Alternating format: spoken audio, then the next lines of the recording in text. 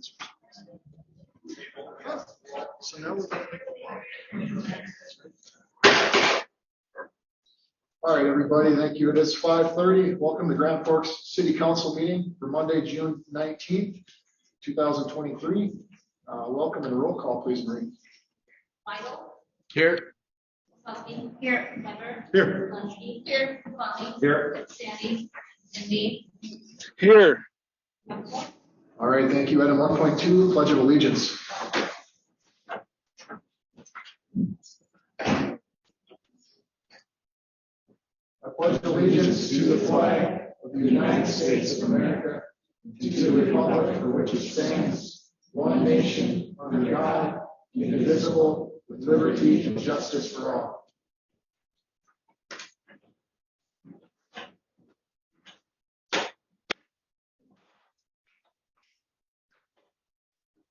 All right, item 1.3, Mayor's announcements. Don't have too many announcements today. Just want to briefly touch on Art Fest, which was in University Park. Turned out to be a great event with close to 100 artists over the weekend. It usually draws about 20,000 people. I don't know if they got a count, but it was a pretty good event.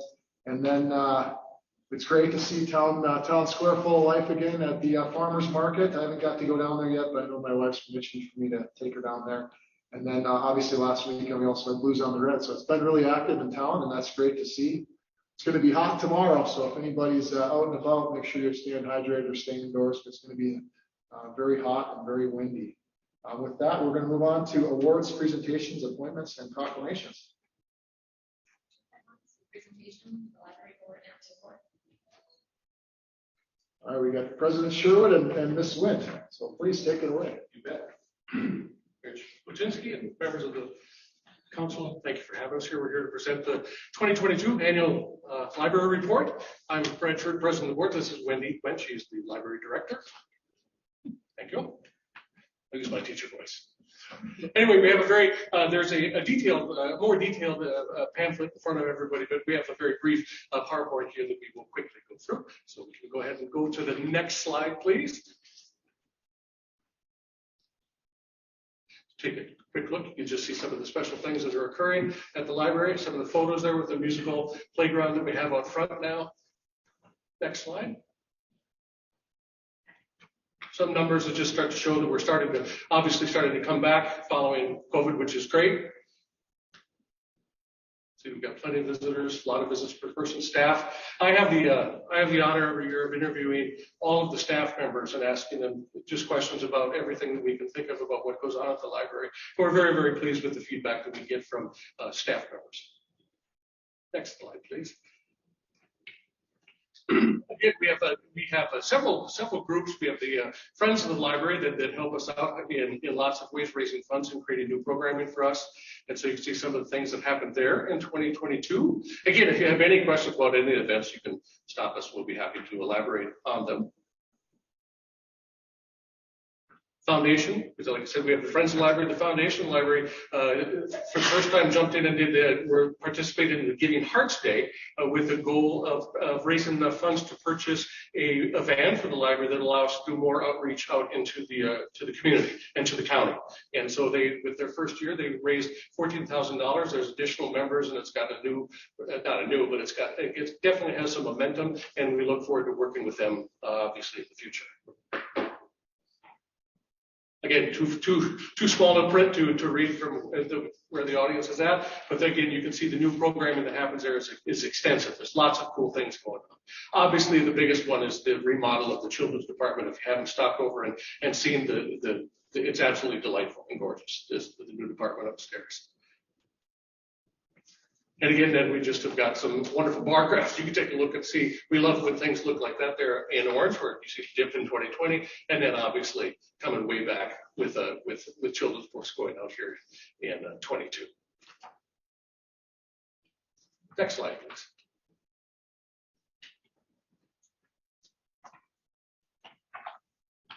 So program attendance. The numbers that you see might surprise you. In 2020, with COVID and the shutdown, program attendance skyrocketed. And that is because our staff immediately shifted gears and put all of our services online. We had story times online. We had craft series online. We had book recommendations online. We did everything online, and people loved it. They were able to watch things over and over. They were able to fit it into their schedules when it was convenient. And then the heartening part is that once we reopened, the numbers reduced, but they're still much above where they were prior to COVID. So we're feeling very gratified with that. Next slide, please. This is interesting. Even though the numbers are very different, the blue line down at the bottom is database use. And that's the resource that people use. It's online resources, magazines, journal articles, research materials that have taken the place of a lot of what we used to have as magazines in the library. So that's the resource that students, both high school and college students, use to research, to write their papers and their homework. So that has stayed pretty steady through COVID and beyond. It was up slightly, which is a basic resource. I'm glad to see it stays steady. The number of website visits and Wi-Fi use, those are much higher. But you'll notice our Wi-Fi use has gone down. That's because we now offer Wi-Fi for checkout.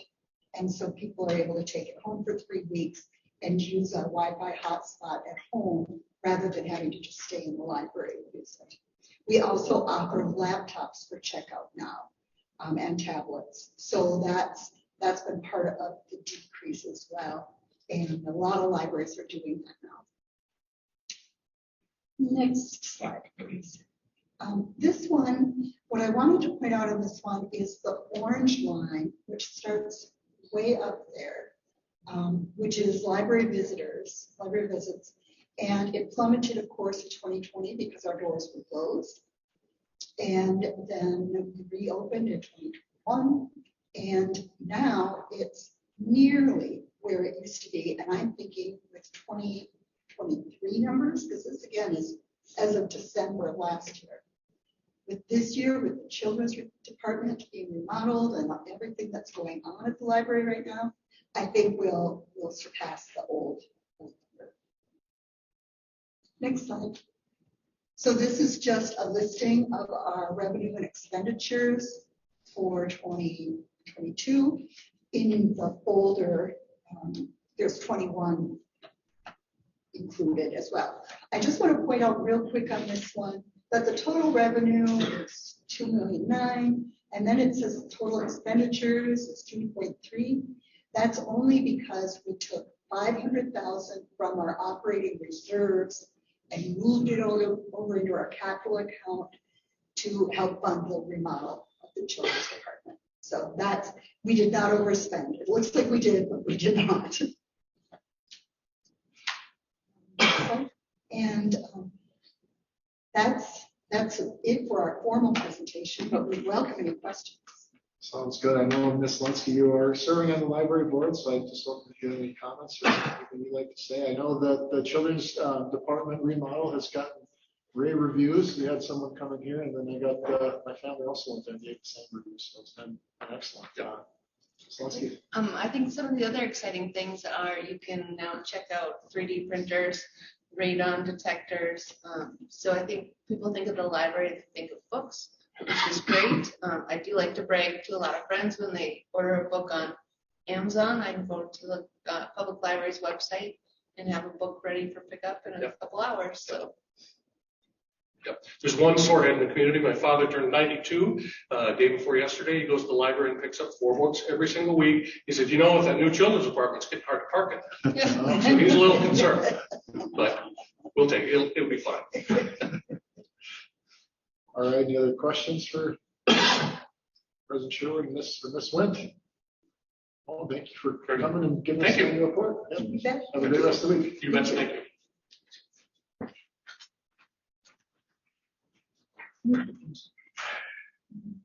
All right, that's it for item 2. We'll move on to item 3, public hearings and second readings of ordinances. 2.1, public hearing and second reading of ordinance to amend chapter 18 land development code amending section 18-001 related to rural. All right, why don't you give us a brief summary of where we got to today and what you're looking for from us tonight, and then we'll open the public hearing on this portion. So, Mr. Brooks, please. Oh, thank you, Mayor. So just a kind of a brief history. April 5th, preliminary approval at Planning Commission. Planning Commission voted to deny the request for the ordinance that came forward. On April 17th, City Council, that was overturned with the thought of let's get this to a public hearing. And so that had to skip a month. I won't go into all the particulars, but I had to do a timing with the requirements of the Herald. So June 7th, Planning Commission heard it for final approval. There was an amended motion made at that meeting. So it is, as it was stated from the Planning Commission, recommending to you for a mural request for public schools to come to P&Z and City Council for approval with 5 conditions. One is to look at size, location, the lighting, maintenance plan, and defines that should maintenance not occur for each request. So the last one, the fines, is in code, but they wanted to emphasize that. That was approved on a 5-4 vote out of Planning Commission. That does not match your ordinance that did come before you from your previous meeting last time, which did not have that extra piece. So with the intent here is any request for a mural on a public school would be that it would also then have to come back before you, Planning Commission, to recommendation up to you for what that mural would look like in terms of its location, size, lighting, maintenance plan, and any fines that would happen on that. So that is their recommendation to you, but the one before you is without that extra, just because that's what happened at your April meeting. So with that, I'm happy to try to answer any questions that you may have.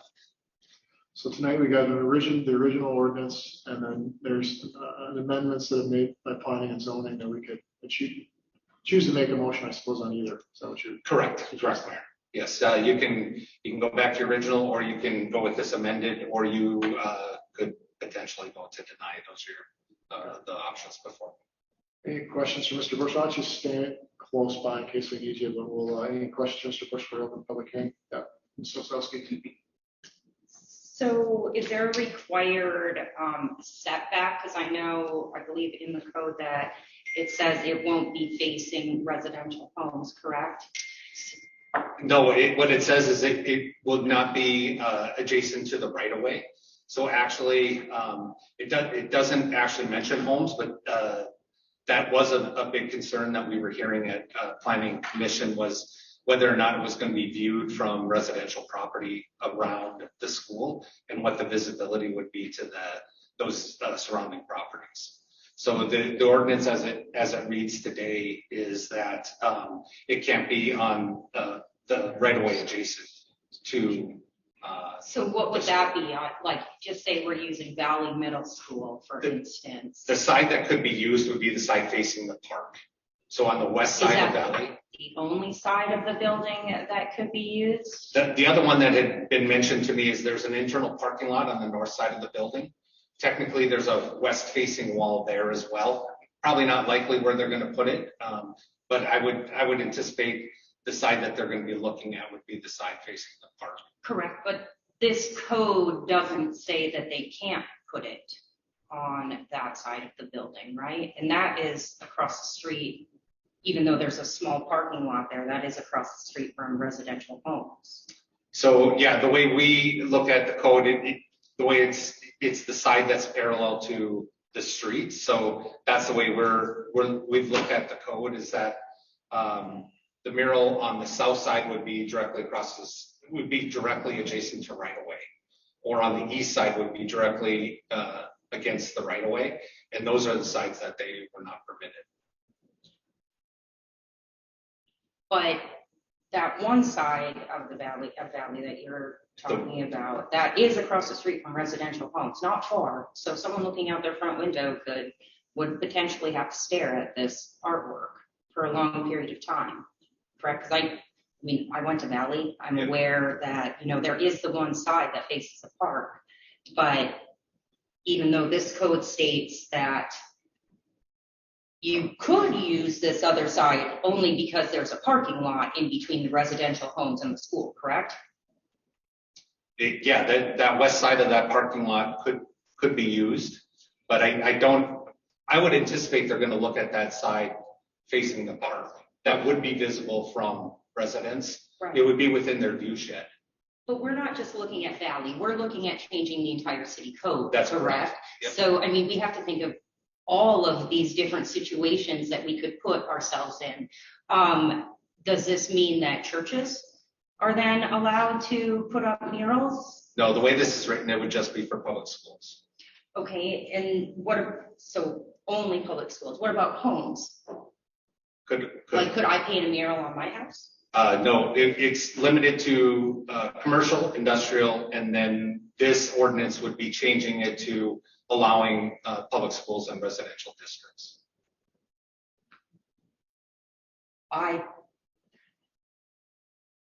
The university neighborhood people did come and they expressed that they wanted to do something to help beautify Valley Middle School because it is a little bit older. We all just voted to raise our own city taxes to build a brand new school there.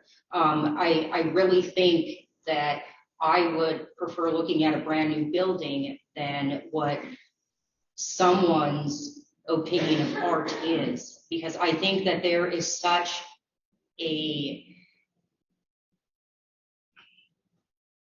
one person might think something's art and the other doesn't. I think this is a slippery slope to go down as a city. I do not approve of any of it. I do not think that we should have public or murals on buildings in residential areas at all.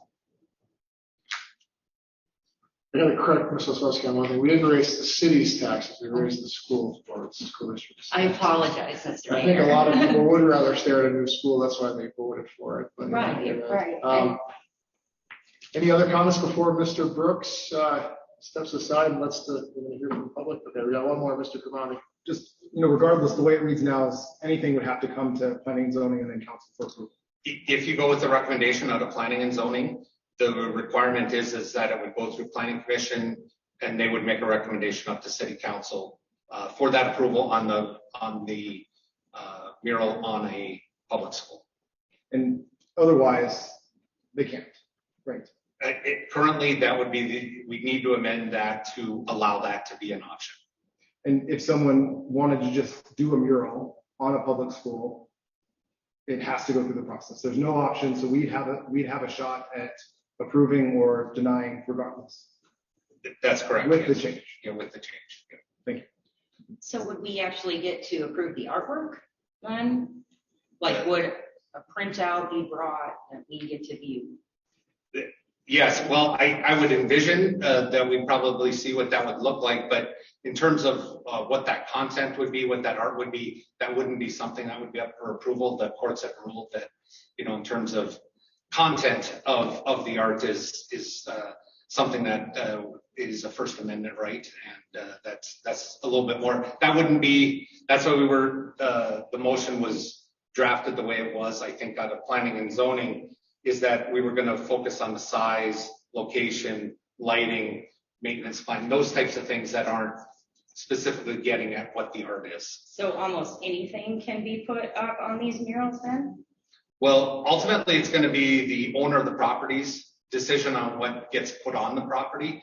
But once they kind of clear that hurdle and get approval from the school, then it would come forward to us. We wouldn't put something on our agenda without having a recommendation from the public schools to put up. But at the end of the day, they get to choose the artwork and the rest of the community has no choice in what they have to look at. Yes. Yes, okay, thank you. All right, why don't we go, let's do Ms. Lonsky first and then anyone else, follow Mr. Kamani. Did you have something, Mr. Weber? We'll start with Ms. Lonsky. I just want to say, as an artist, I look forward to having murals, having a vibrant community that expresses people's personal feelings and thoughts. And I think I trust the public school that they're not going to come up with something offensive or crazy. And I look forward to giving those students the opportunity to have their artwork shown. All right, thank you, Ms. Lonsky. Mr. Vice President Weber, please. Thank you, Mayor. Bismarck does not like it when Washington, D.C. seeks to tell them what they can and can't do. We don't like it when Bismarck sees fit to tell us what we can and can't do. If we were to paint Smiley on a water tower, I wouldn't want the school board coming in and telling us that we can't do that. I don't see that that kind of art has depleted anyone's property tax values. Instead, it adds to a sense of community that enriches property values and quality of life. And so in a similar way, I believe that we should always be seeking to take our government processes to as close to the people as possible. And in this case, we have a neighborhood that has worked extensively. In fact, let me take a moment and congratulate the University Park Neighborhood Association on the most successful neighborhood association event that I've seen in well over 10 years in the city. Nice work, folks. And this is a group of community-minded citizens who have come forward based upon a study that this council approved, which was in support of public art. So we had already supported a move in this direction. We have community members who have taken their own time to come forward with this very reasonable request to enrich their neighborhood. And I personally would like to see this not only move forward, but if there are community members who are opposed, and I have not heard any community opposition to this yet, if they are, I would see this as a school board matter. They should take their concerns to the school board. This is on school property. And with that, I'll move approval of the recommendation from planning and zoning. We have to wait on that just so we have the public hearing. We still have to have the public Hold hearing. off on that. Mayor, if I could make one more point, one more clarification to Councilperson Osowski. I did misspeak. There is language that the mural does not contain material that an average reasonable person would consider to be obscene or otherwise offensive. That's out of Northwest Century Code. And then they have the citing there. That's in our current code. I just want to make sure. I don't think I answered that very well. Thank you. I think a lot of this is up to personal opinion on what is considered art. But in fear of that somehow the community is going to do something outrageous or dangerous to our community, I think we put our trust in the people. And I've not seen any indication that anyone has any interest in doing anything of that. Just want to, Mr. Goss, I just got a question. Would that motion be in order? If we take a motion in a second prior to the opening of the public hearing portion, is his motion still in order, or should I wait till after that? Okay. Thank you. Thanks. Let's go. We got some people online. I know Mr. Crum, you've spoken once. Mr. Sandy, did you or Mr. Weigel or Mr. Bean have something on this subject before we bring public comment in? Yeah, Mayor, thank you, if I may. Certainly, it's hard to argue Mr. Weber's comments about people not coming forward. I think the people that live around Discovery or Viking or any number of the other schools in our community have no idea that this topic is even being addressed tonight. And so saying that they're not coming forward, I think is a specious argument, because people only get concerned about things that are happening in their own personal world. And so right now, nobody on the south end of Grand Forks is paying any attention to this discussion. So I think it's worthy of note. I also think it's worthy of note that I'm a little disappointed on the way this topic was presented at planning and zoning. I think the council was very clear that we wanted the committee to understand that we supported it, or at least it was stated that even by Council Member Weigel that he was supporting it so that there could be a public hearing on it. Yet I believe that wasn't specifically indicated to the Planning and Zoning Commission, and therefore I believe that there are people on Planning and Zoning Commission to change their votes simply because they thought the council overruled them, not because they thought that having murals in residential neighborhoods was important. So that's something that I thought we should clarify for the public. Thank you, ma'am. Thank you, President Sandy. Mr. Bean and Mr. Weigel. All right, you have something else, Mr. Kamami? If this does go through, how we'd have the authority to come back and change the ordinance again, and it would just be a matter of a couple of readings and changing it if we decided this became an issue. That's true. Yes. All right. Well, why don't we, at this point, I'm going to open up the public hearing so we get some comments. Anybody, please feel free to step forward.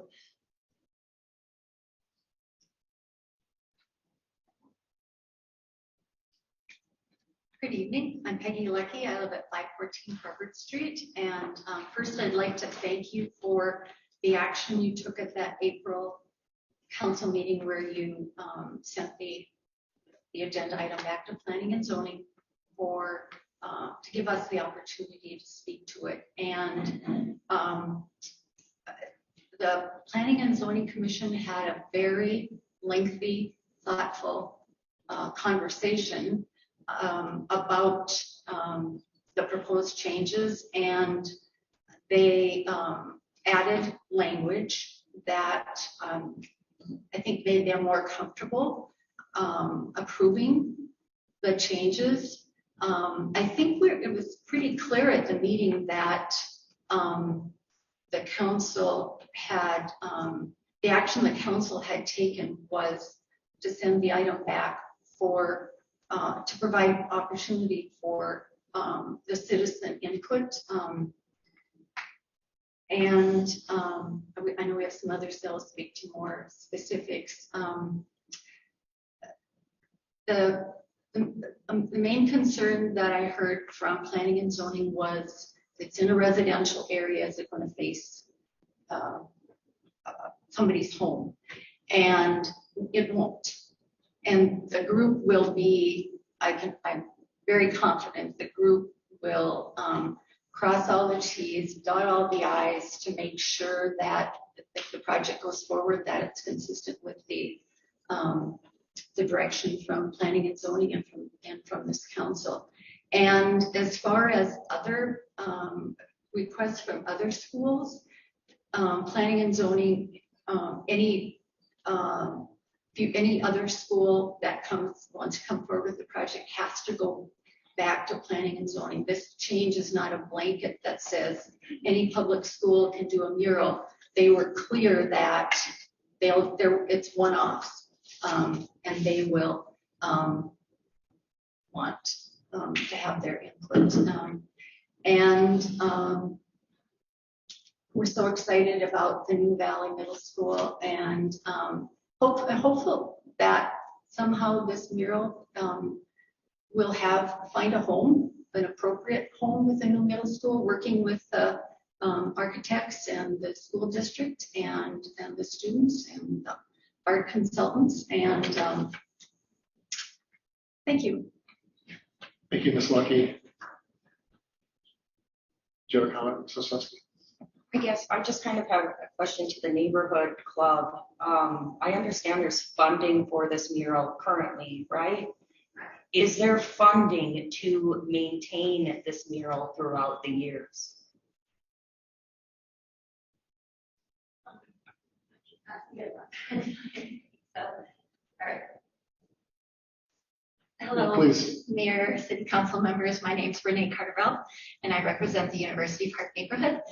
To answer your question about the funding, there is a significant portion of funding that the Knight Foundation has already approved to put this mural up. I have been working with Catherine Gillish on getting this mural installed, and we haven't gotten as far as discussing all the details on, long-term sustainability of the mural, because it will be on school property. It'll be the school's responsibility to maintain the mural.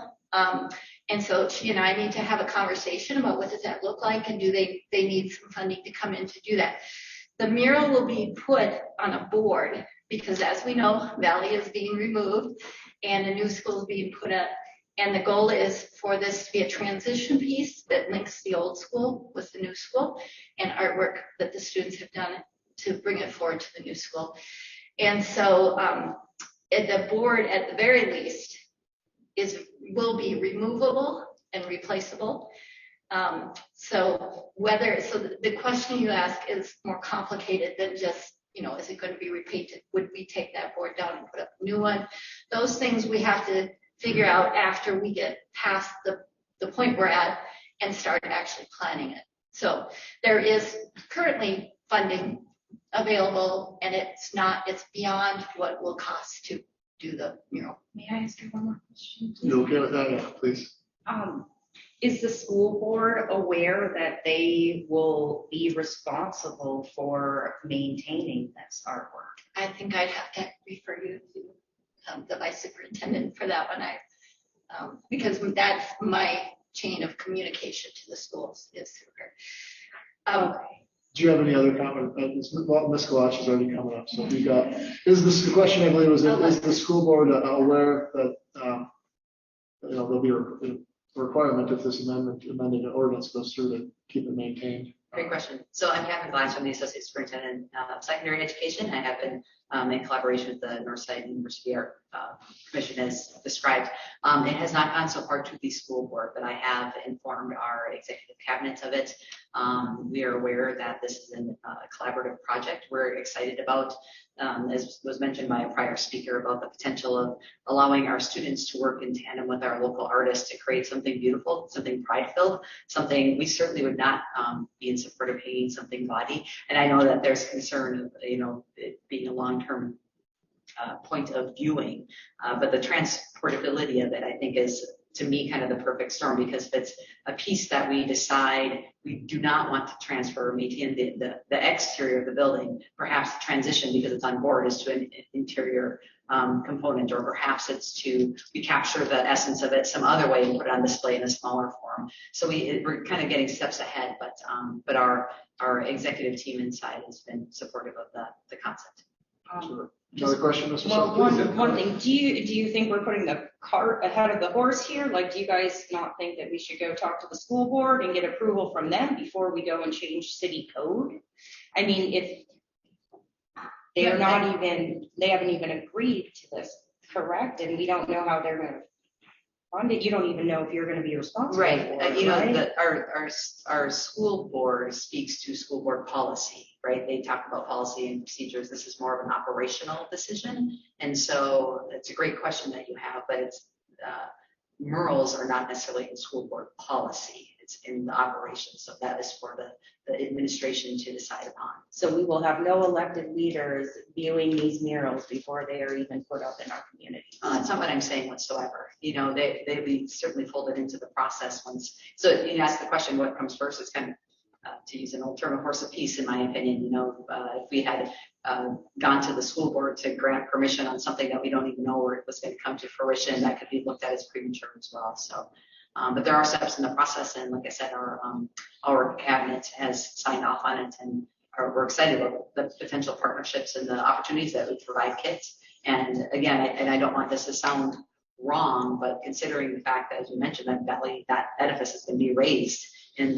the next year or so as we start new construction, which is an exciting adventure that we're going to be moving on, or after the new construction, I'm sorry, not in the next year or two, but it's kind of a short-term commitment in that sense as well. Plus, if it's not something that is deemed beautiful, deemed prideful, enhancing the exterior of the building the way that we want it to, we can remove it because of the way that it's going to be constructed on the board. That's going to be that. Right. So if you start getting complaints then about these murals, will you remove them? I think we would certainly revisit that. I think we'd be not great stewards of the community if we did not listen, and kind of like you're doing right now to our community constituents. So, but to me, the people who are here tonight representing the neighborhood are the ones that would be speaking up or speaking against. And I don't know how widespread the knowledge is. I think President Sandy asked that question. I don't know how many across the community, how well aware people are or not. But again, we certainly would not construct something that would be gaudy or contradictory to our values and the messaging that we wanted to put forth as a school district either. Thank you, Ms. Clutch. Did you have any other comments you want to make? And then, go ahead. Ms. Carter, I don't know if you had anything else to add on your time, and then if there's anybody else. Sure. I don't think I have a lot of substance to add. You've heard me talk before. I just want to say this is a neighborhood embedded project. The University Park neighborhood has over 200 people it works with on a regular basis. It is not the entire neighborhood, but we do our best to get out. We continually promote what we're doing out into the community, and we ask for input on a regular basis. So one of the goals is to bring as many people into the process as possible, even during the designing of the project. So not just to hire an artist and create something that has no sense of what this community is about, but to create something that is embedded inside the community's sense of being, identity. So that is our always our goal. And I've said this before, but I'll say it again. This is about a unity, about creating community, not about creating division. That's never been our goal. We would like to help instill a sense of well-being and happiness inside of the community, and that's what we're working towards. All right, thank you. Yeah.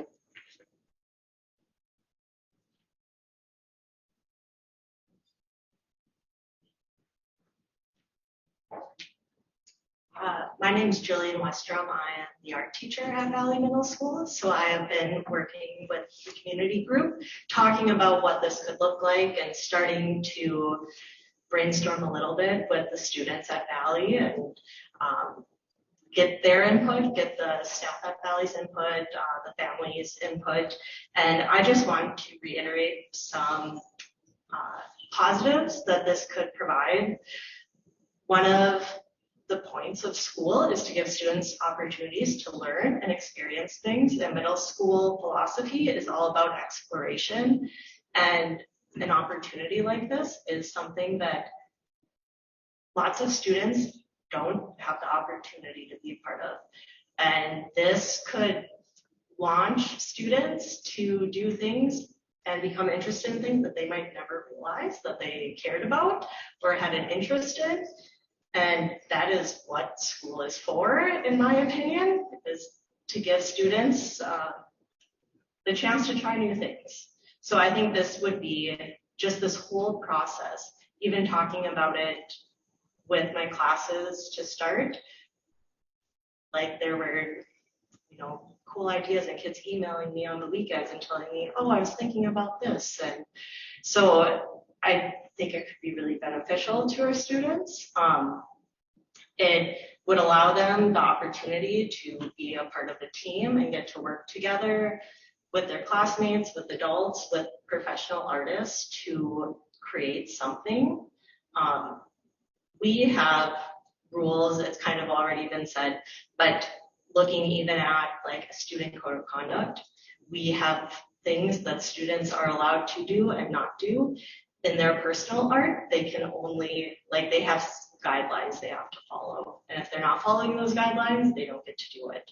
So I can assure that those same guidelines would be followed in whatever art these students help to create. And I think it would just allow them, when I ask the students about it, I know in past meetings, some of those statements have been given to you, but they really are excited about the idea of connecting to the community.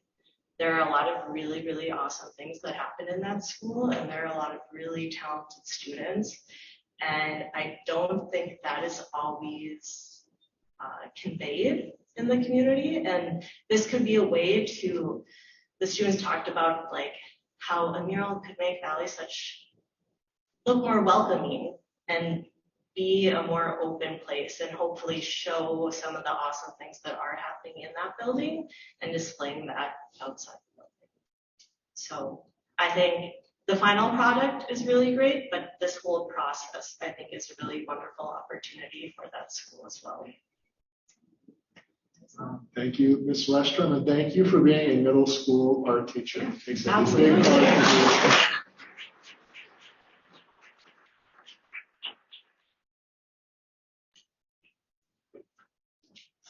Hello, So my name is Kyle Moore and I do live on the south end of town and I would support this. I remember my murals from my elementary, middle, and high school years. I can still picture them. They were yearbook covers. I remember taking my best dressed I got voted picture for the yearbook in front of the mural. It's where all the teams, organizations, and club took their yearbook photos. And so I just think it's a really great sense of school spirit, bringing students together, something that classes can leave behind, that they can update over time. And I would encourage the council members to approve this code change. Thank you. Thank you. Great. My name is Nicole Benson, and I am the Blue Zones Project Community Manager and Policy Lead. And I'll be really quick, but I just wanted to say that in some of the Blue Zones Project initial discovery process with the built environment, they had interviewed over, I think, 30 different community members. And the thought of the artwork and the murals came up multiple times. We held a summit with 21 city members, and the artwork, and particularly the use of murals, also came up at our summit report. Murals can be a way to bring people together. They create a sense of community. They're a powerful tool to make communities and cities more vibrant, engaging, and a meaningful place to live. Murals create a collaborative effort, and that process can build relationships. Like the art teacher said, the finished product is just that. It's those relationships and that collaboration that's going to happen for these students and these community members during this process. That's really that important piece. A few years back, the city of Grand Forks was selected as a Knight Foundation grant recipient. This is a major development and one that should be recognized and celebrated. The University Park Neighborhood Group has risen to the occasion. Their leaders have worked diligently in building meaningful connections. They created a safe place for those neighbors to share ideas.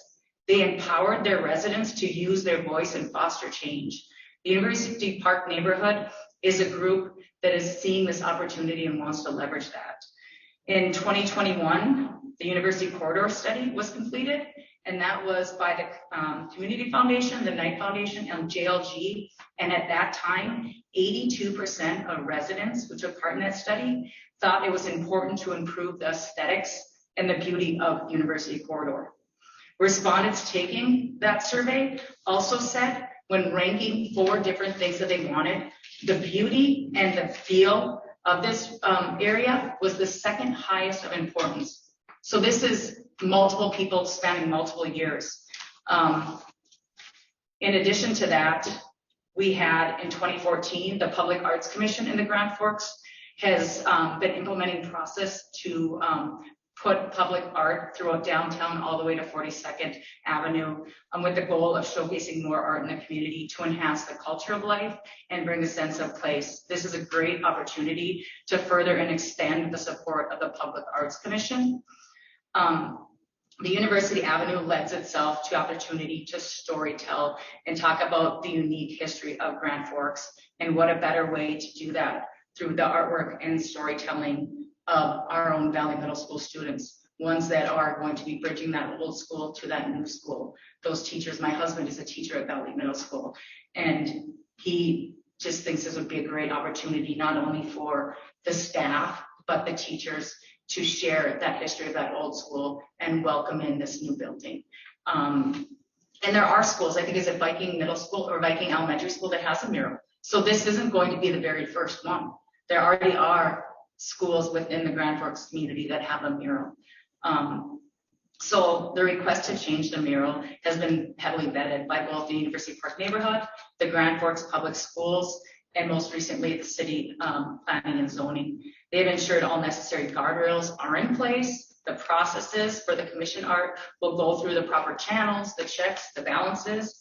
And I'm here today to not only thank the group that's working together to build community connections and empower neighbors and students to work together to create a sense of place for all, but to ask you, councilmen and women, to support the students, the teachers, the neighbors, and the members of our community that are working together to create a more vibrant, engaged, and meaningful place for people to live, learn, work, and play. So thank you for listening. Thank you, Ms. Benson.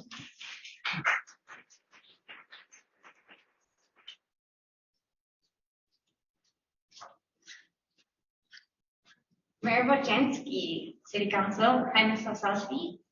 I am here to speak in, do I get to do 5 minutes total? Because I have to speak later too. No, you get as long as you need in the public. Because it's my first time back.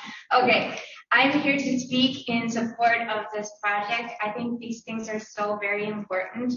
I know that Mr. Weber, that you said you hadn't heard anybody speak in opposition. I have heard a couple of people speak in opposition, and the only people that I've heard speak in opposition are people who don't understand that the funding for this is coming from a different fund that fills the potholes and fixes the streets. So those are the only people that I have heard that have spoken in opposition of this.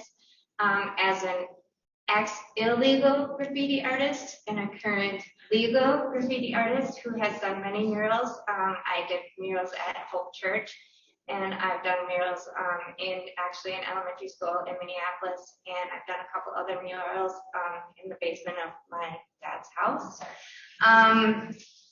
I think that these things are very important, and yes, art is subjective, but like this project has gone through, they're using children, and there's nothing better to make the creative mind work than using art. And I'm not a fan of the rock sculpture myself. I don't think there's a lot of people in town who are huge fans of the rock sculpture, but this is different. And I don't care if you have to look across the parking lot and see art. I have to look across the parking lot and see some people's Christmas lights, and I'm not a big fan of their Christmas lights because it's too gaudy. And this is for kids, and there's nothing that grows a greater community than our kids.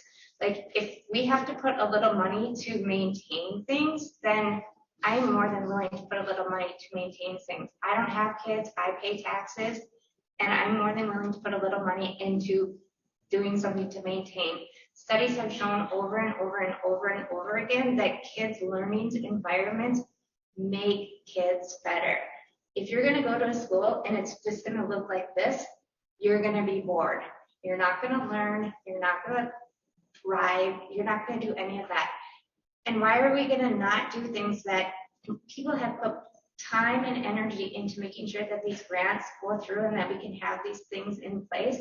So why are we not going to make sure that kids, the most important thing in our community, I mean, we're all important, but kids are our future. So why are we not going to go and do this for the children in our community to make things better, to make things brighter, to make things more appealing so our kids want to go to school? So we have these kids like she was talking about who want to be involved in this process.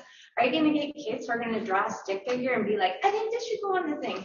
Probably. Can we maybe fit a stick figure on there? Yes, absolutely. Like, we can make these things so that they're available for the kids so that they can make it so everybody likes them. It doesn't have to be like a perfect picture, but these are things that are important to kids. These are things that are important to our community. Beautification is important. I don't care if you think that our money should go to something else. Beautification of our community is important. Trust me, young people don't want to come to this town if we have nothing pretty here. I know a lot of people don't like to spend their taxes on beautification. I think it's important, and a lot of people think it's important. It's good to be back here. It's good to have a nice, quiet environment. You're probably not going to be happy that I'm back all the time, but I'm happy to be here. Thanks for coming. Thank you, Ms. Amundsen. You're welcome. Mayor. All right, was there anybody else? Is there no one else? All right. With that, we will close the public hearing portion, and I will put it back on council for their comments or motions at this time. Mr. Mayor? Yeah, Mr. Weigel, please. I just got a question for President Sandy, and my question is for him. Does he truly believe that the vote would change at the Planning and Zoning Commission if it went back there again?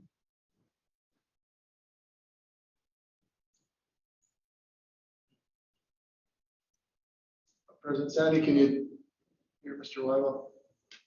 I know he's going back between another board meeting this time. Got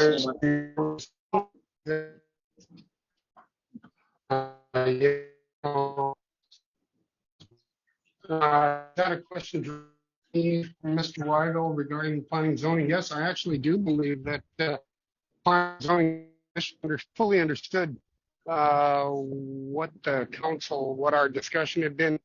Now, I don't fault the Planning and Zoning Commission members for not watching the city council meeting, just like I don't necessarily fault city council members for not watching the Planning and Zoning Commission meetings, because we're all busy and we all deal with our own things. But I do believe, based upon the conversation that was had at P&Z, I don't believe that it necessarily would have had the support to pass. And it certainly only passed by a one vote margin of 5-4. So I think hopefully that answers your question, Mr. Weigel. Thank you. Mr. Mayor, is Mr. Weber's motion still on the floor? Right now, we don't have a motion. No. I'd make a motion to send it back to planning and zoning to make sure everybody's educated on everything and have a vote. I second. All right, we've got a motion and a second. I guess the question I'd have for Mr. Gastead, would this be in the public hearing? Now we've had a public hearing, would that be something that we can do, or this is a unique circumstance for us? You can send it back. You would not have another. You already had a public hearing. So you would not have that. So we'd be sending it back for them to make another recommendation to us? Yep. That's what I understand the motion is. All right, so I guess we would take, taking more comments on that motion first before voting upon that, and then we can decide from there. Any other comments prior to that vote?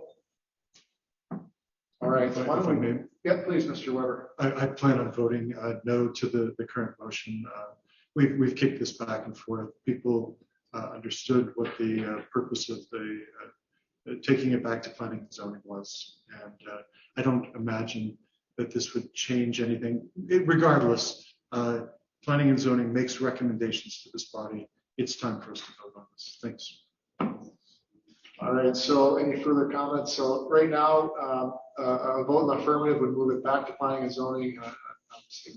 The opposite would be continuing and then deciding what to do with the item. So since it's going to be close, Ms. Storstad, why don't you give us a roll call vote? I know we've got random orders and we've got orders down the line, so whatever you want to do, go for it.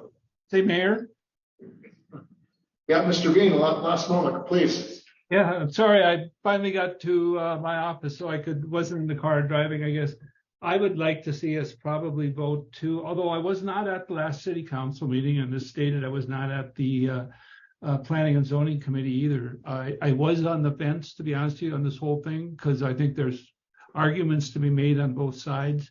I did very much appreciate the citizens' comments tonight. And what they brought forth, which for me was helpful to understand from the various perspectives delivered. So I have gone off the fence and in favor of this ordinance. Therefore, probably like Mr. Weber, I'd vote against going forth with sending it back. Obviously, that's always an option.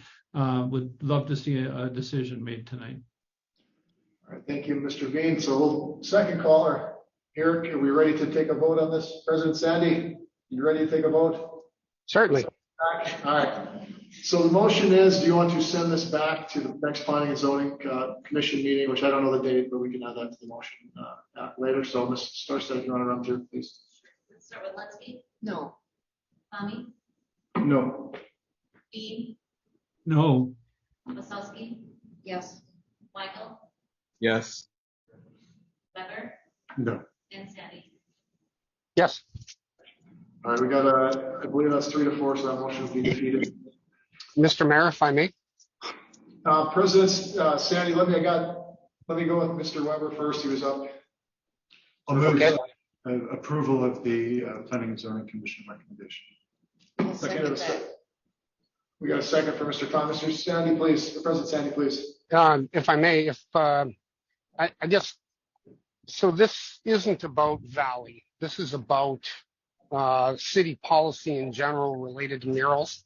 I've never actually understood the reasoning by why we have limited, if we're going to allow murals and allow the school district to determine what murals get put up on their facilities in residential neighborhoods, why are we limiting it to public schools and not allowing private schools?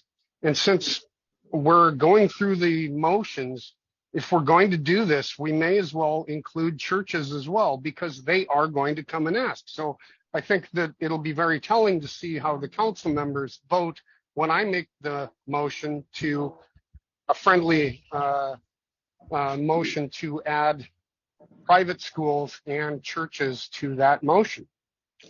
Also, Ivy, Are you making So that- that motion at this time? I would like to make an amendment to friendly amendment to Mr. Weber's motion. So, Mr. Gossett, I guess I'd ask you what's a Robert Rules of Order here for a motion. Good. Sandy's Okay. motion, and then you vote on that particular motion. All right, President Sandy, we got a motion on the floor. Do we have a second? Comment. Well, we got a second first. I gotta get a second first. Was that a second, Ms. Osowski? Okay, we've got a second to President Sandy now. I guess we'll be looking for comment on that at this point. I'm not opposed to Mr. Sandy's motion. I'm concerned that we've gone to planning and zoning a couple times now, asked for their recommendation. We have a recommendation, and now we're seemingly blowing the whole thing apart. But I'm in favor of murals in the community, and so I'm not opposed to the motion, except to the extent that it might muddy the waters. But it now enjoys a second, so I guess we move forward with the vote. Do we have any further comments? So I guess at this time, it would be amending the original motion. We still need to go back and vote on the motion. To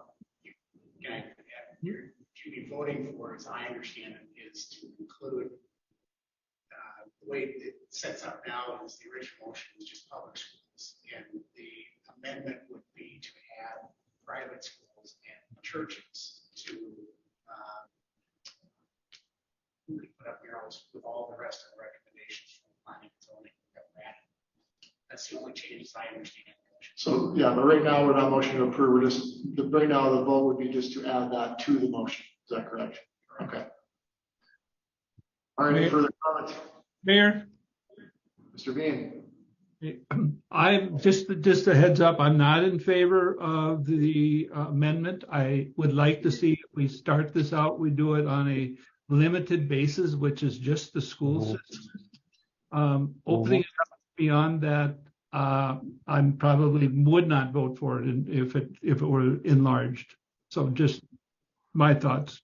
Thank you, Mr. Bean. Ms. Osowski? I just have a quick question. So first, we're going to vote on amending it to what Mr. Sandy said and what I seconded, right? Yes. And then will we go back through and vote on approving the entire thing?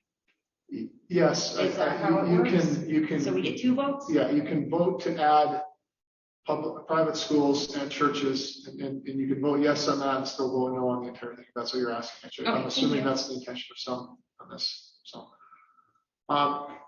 any further comment on the amendment? Let's get to the motion. Are you ready to vote? A quick comment? Yes, please. I find it curious that one of the arguments against moving forward with this was the slippery slope that suddenly churches would be allowed to have murals as well. And next we'd have cats and dogs living in sin, everything would go. And now we've moved to including everyone, which is what I've always been in favor of all along. So it's an interesting turn of events, but I'm ready to vote. All right, with that, Ms. Storstad, why don't you throw up the ping pong balls again and give us another order? All right, Sandy, we'll start with you. So all those in favor, yeah, please go ahead. We'll do this roll call. Yeah. All right, Sandy? Aye. Lensky? Yes. Devani? Yes. Dean? No. Osowski? Yes. Michael? Yes. And Weber? Yes.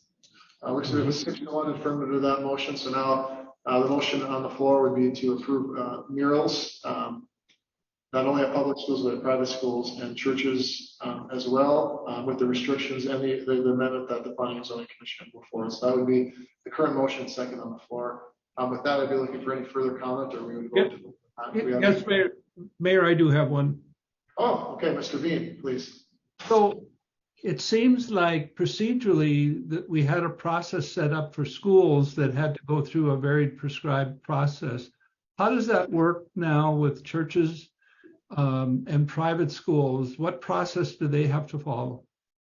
Well, ultimately, this would come back in front of planning and zoning, and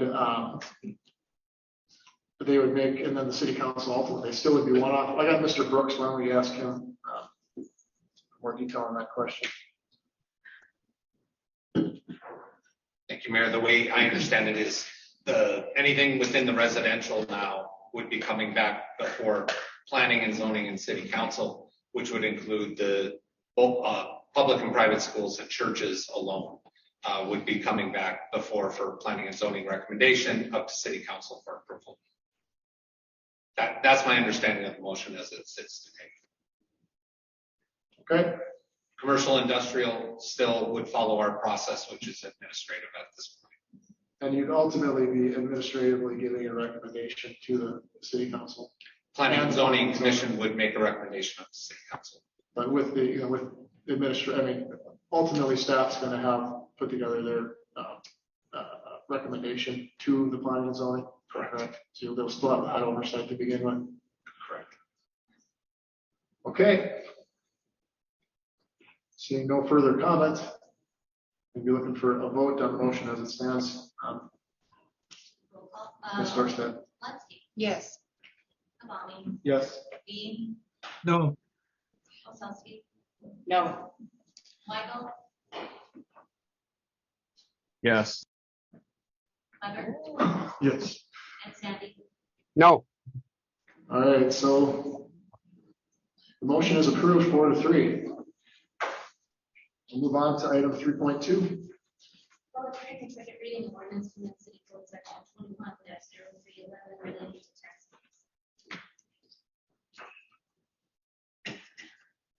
All right, I'm going to start on this one. This is taxi cabs. I don't believe that there's anyone here to speak on this item. We'll open up the public hearing for item 3.2. All right, seeing no one here to speak on 3.2, looking for kicking it back to city council for motions or comments. We can rehash what just happened later. Yeah. I would think we tried, if you want to talk about a slippery slope, we opened one by trying to stop what was already there. But right now, we're going to focus on the rest of the agenda. Make a motion to approve. Got a motion to approve from Mr. Kavami, a second from Ms. Lunsky. Any further comments? Seeing none, all those in favor signify by saying aye. Aye. Opposed, same sign. Motion carried unanimously. All right, we'd be moving on to 4. Now, this is a new one as part of our expanded citizen comment policy. So at this time, Ms. Lundmark, did you have citizen comments on particular action items? I have none for this section. All right, so we'll move on then to 5 action items. So now I don't believe we had any that staff was going to pull this evening. If there was something that council wants some further clarity on or any items they wanted to pull, please say so at this time.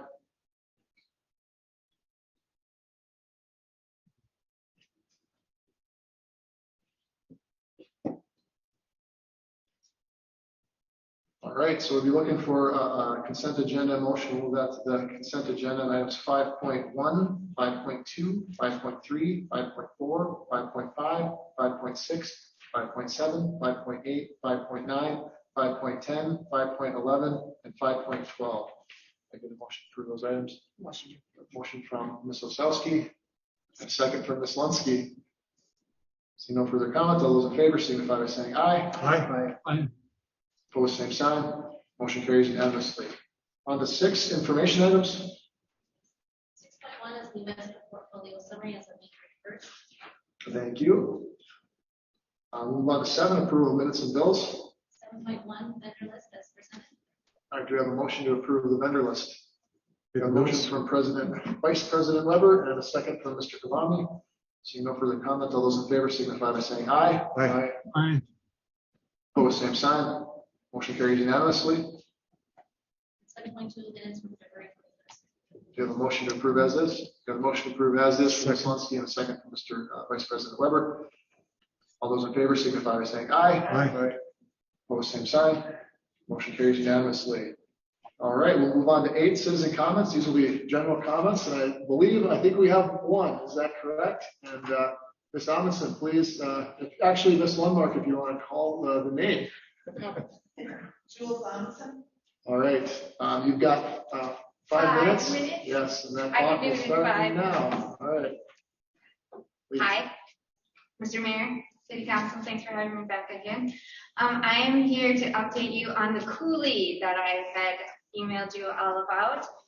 I came straight from physical therapy today and I forgot to grab it on my way out, but because I live in Sertoma Park, I just received it was like a little mail, I'm wasting my time. It was like a little mailer thing in the mail updating us on the project that was at hand, and gave us also a link to the project that was being updated. I just walked my dog just today to make sure that I had a good view. They've cleaned up 11th Avenue like super really good. So that whole area, the one picture that I sent you that was really bad where all that trash was, that's completely cleared up. They got all the trash cleared up along that 11th Avenue. And they're still working along the area on the road towards Sertoma, closer to the hospital. They still have crews out there. They're not doing it consistently every day, but you can tell that they're getting work done on it. I'm seeing more wildlife. I've seen 3 turtles, tons of frogs. The ducks are also swimming in the coulee again, so that is also a positive on that. But they are working on the project, and you can see that they are working consistently on it more often. So I don't know if you guys nudged them along, or if that's just something that they're doing, but however it went down, I'm very glad that it's happening, and you can see the progress, and the wildlife coming back is definitely a sign that things are getting better. The geese that were not swimming in the Canadian geese were also, I think I told you this in the email as well, that the Canadian geese were not swimming anywhere near the water. They were swimming like in where all the flood, like all the snow had melted. They weren't swimming at all anywhere near the coulee. They have also gone back. So the biggest thing for me is like the wildlife has returned to where they are supposed to be. Where I take my dog to swim, I don't know if you can picture the area, but kind of like by where BioLife is that what it's called? The blood bank thing. There's kind of like that little spot where there's like rocks down there, and the water's really clean down there because I would never let them in anywhere else. And it's just kind of like a little spot where it's this deep. And I haven't been able to let him go in there at all. And just this weekend, I was able to let him go in there. So that was a really big bonus for me and my dog. It made him very happy too. So things are getting done. Things are in the works. I can tell things are happening. So I don't know if it's you guys that did it, but whoever did it, I'm very pleased with that. And I appreciate all of your emails back, the double checking that I've received from multiple members of you guys, City Council and Mayor Boshansky. So I appreciate the constant communication that was kept between Mr. Sandy also messaged me a couple times as well. Mr. Weber, you messaged me a couple times as well too. So I appreciate that. I appreciate the comments, and my time limit is also almost up, but it feels good to be back. I don't always speak at everyone, so don't expect me up here all the time, but you will hear from me. If I like things, you'll hear from me if I don't, but it does feel good to have a nice calm setting again to come back to. So thanks for having me, and thanks for checking up on that issue. All right. Thank you, Ms. Amundsen. Yep.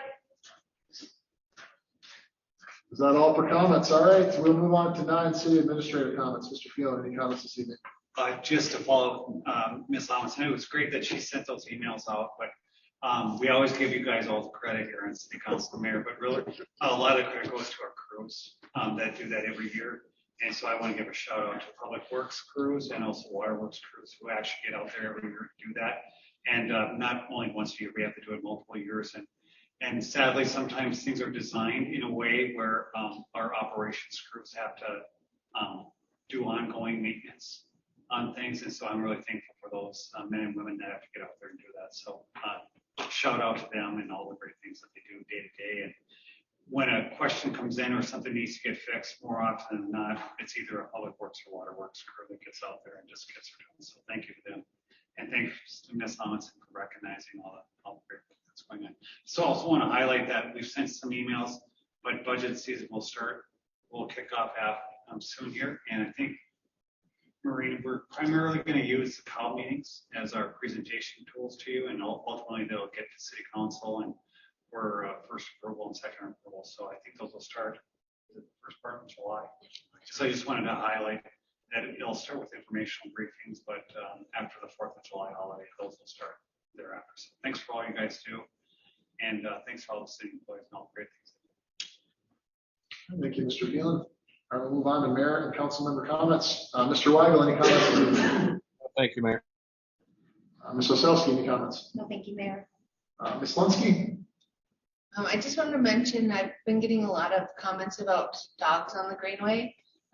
People unleash their dogs because they're the greatest dogs in the world. You know, I think my dog is the greatest too, but a lot of people are scared of dogs, and it is the law that you have to have your dog leashed. So when you're on the Greenway, please remember to properly leash your dog so it is a space that everyone can use.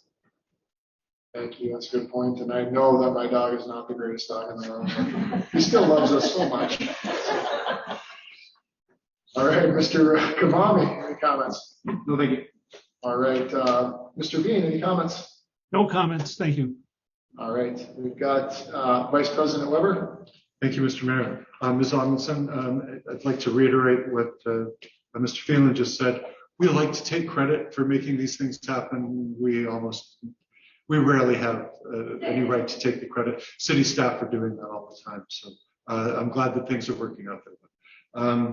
And I'd like to thank Ms. Gutner for the briefing, the workshop this afternoon on the new payroll plan. Encourage everybody to either watch one of those recordings or attend those as we move into important steps in the budget process. And then a shout out to Global Friends and congratulations to their event, the World Refugee Day on Saturday. They're back in the business of welcoming new Americans into the community, and fantastic turnout at Farmers Market this Saturday. Very exciting. That's all I've got. Thanks. Great to hear. Thank you, Mr. Weber. As far as my comments, just want to thank everybody for showing up, being here, keeping it calm. We've got some good weather, and again, I'll just remind people it's going to be toasty out there, so check on you if you got any older relatives, or just check on people in general. So with that, I look for a motion to adjourn. Ms. Osowski has motion, and Ms. Lunsky is going to second it if I stay over long enough. So all those in favor signify by saying aye. Aye. Opposed, same sign. We are adjourned.